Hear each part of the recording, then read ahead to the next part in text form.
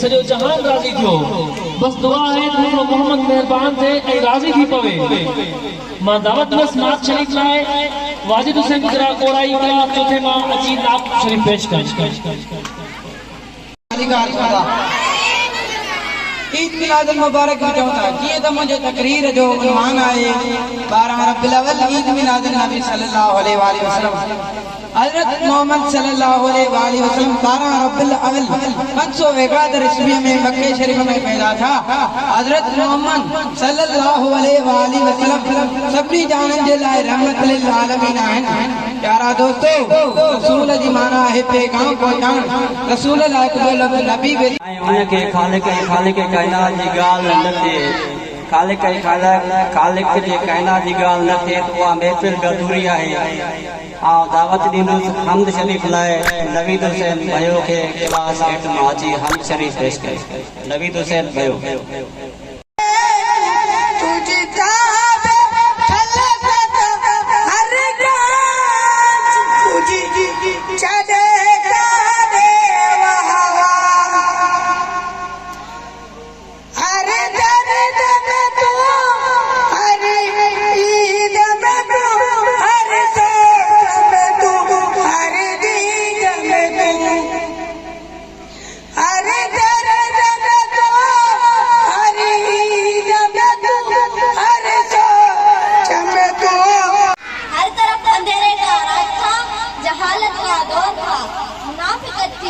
शराब पानी की तरह पी जाती थी। बेटियों को पैदा होते ही मार दिया जाता था और ताकतवर कमजोर पर हावी था।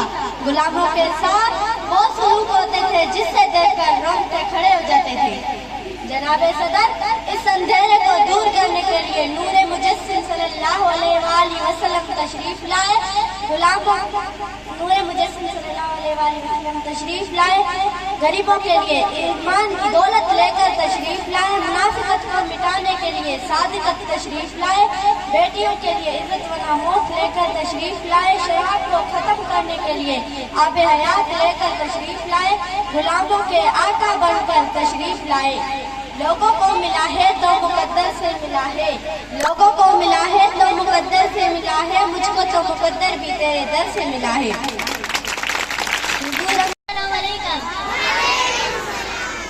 The topic of my speech is Eid Milad-ul-Nabi. Eid Milad-ul-Nabi is a significant religious observed by Muslims. Worldwide it is celebrated to honor the birth of founder of Islam. On this day, Muslim mosques offer special prayers and express their love for Holy Prophet. They also listen to stories and sermons that highlight Prophet's life and his message of his compassion and kindness. Homes and streets are beautifully decorated with colorful banners, lights, and flags standing.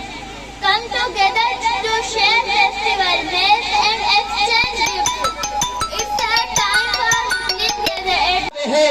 उस्ताद के पुठी न जे उस्ताद अचे तो न सा अदब सा ॻाल्हाए, तहमीज़ सा ॻाल्हाए।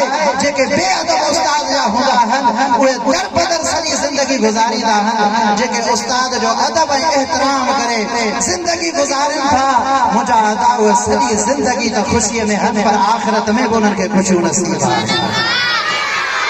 असांजे मदरसे में हिकिड़ो मिसाल मिलंदो आहे त हिकिड़ो तालिब इल्म शागिर्द उस्ताद जे मेहन जो गाह कंदो। मेहन जो गाह करे 4-8 साल मदरसे में कोर्स पढ़ाए वेंदो आहे ऐं हिकिड़ा 8 साल पढ़ंदा रहिया।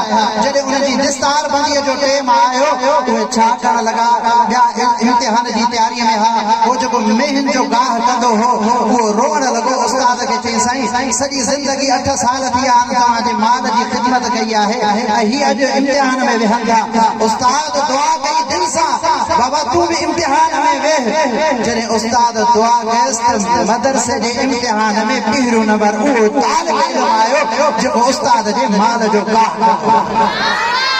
उस्ताद के अदब जो सिलो आहे असां उस्तादन जो अदब नथा कयूं एहतराम नथा कयूं इन जे करे असां आला दर्जे ते नथा पहुचूं हिकिड़ो इहो इमाम गज़ाली फरमायो उस्ताद जो अदब ॿियो पाण फरमायो जेका शइ पढ़ो था उन जो अदब कयो तव्हां ॾिसो इस्लामियात दीनियात जा किताब आहिनि तालिब स्कूल में पढ़ी करे उनखे फिटी था करे छॾनि को काथे पियो आहे को काथे पियो आहे महिरबानी करे उन में क़ुर करीम जो आयतूं आहिनि उन्हनि में इस्लामियात अहादीस तय्यबा लिखियल आहिनि बुज़ुर्गान दीन जा कौल लिखियल आहिनि तव्हां पढ़ण खां पोइ उनखे अदब सां रखंदव त उनजे अदब जो सिलो बि तव्हांखे ज़रूरु मिलंदो उन खां बाद में जंहिं जगह ते पढ़ो था मस्जिद में पढ़ो मदरसे में पढ़ो या स्कूल में पढ़ो उन जगह जो बि असांखे अदब करणो आहे ही दर्सगाह आहे असांजे लाइ